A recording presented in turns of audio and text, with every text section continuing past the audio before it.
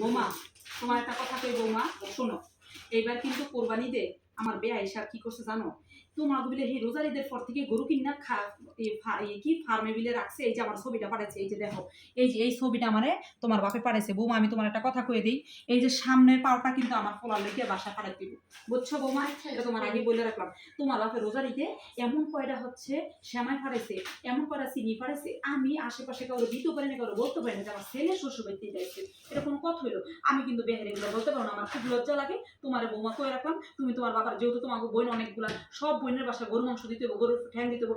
আমার বাসায় কিন্তু এই গরু ফাড়াই লাগবো, এই সামনের পাটাই লাগবো, আমার এটা দিবা, ঠিক আছে বৌমা? এটা তোমার বললাম। আমরা ভাই বোন বেশি তো, আপনার মনে আগে আপনার আগে রান্না দিতে। হ্যাঁ, আমাদের বাসায় যাতে আগে রান্না পারে তোমার বাপে, এটা তুমি বলে রেখো, ঠিক আছে? এখন একটু বসো, আমার ওষুধগুলা দিতে আমার দেও, আমি কোন ওষুধগুলা খামো, আমি একটু লাইভটা করে নিই। আসসালামু আলাইকুম সবাইকে, সবাই কেমন আছেন? আসসালামু আলাইকুম, আমি দেওয়ান ফারজানা, আমার ফেসবুক পেজ থেকে লাইভে চলে আসছি। শুনেন, সবাইকে একটা কথা বলি, এই যে ছেলে বিয়া করায়া একদম রাজধানী হয়ে যান, মানে কি মনে করেন যে ছেলে বিয়া করাইছেন জানি কি ছেলে শ্বশুর বাড়িতে, ছেলে শ্বশুর বাড়ি থেকে আপনাকে মুরগি পাঠাই দেবো, গরু পাঠাই দেবো, ছাগল পাঠাই দেবো, খাসি পাঠাই দেবো, সেমাই পাঠাই দেবো, চিনি পাঠাই দেবো, এগুলো করবেন না, বুঝছেন? কারণ এগুলো করা খুবই খারাপ। এটা হচ্ছে মেয়ের বাপের কি হয় জানেন, এটা অনেক বেশি চাপ সৃষ্টি হয়।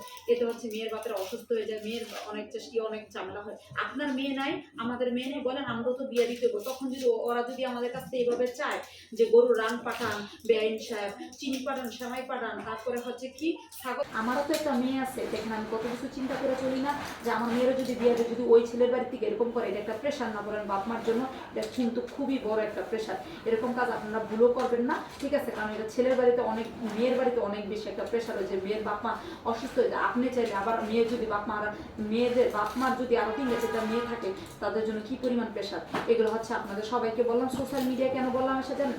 এগুলো কেউ করবেন না, বিশ্বাস করেন, এগুলো খুব খারাপ জিনিস। আপনারও মেয়ে আছে, আপনারও ছেলে আছে।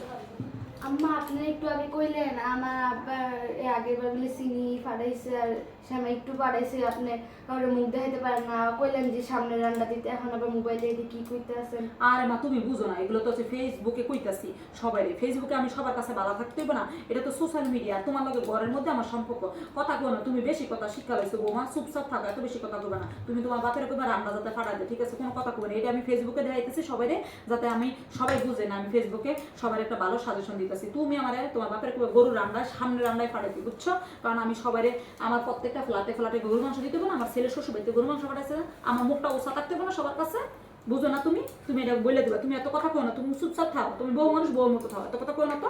আচ্ছা।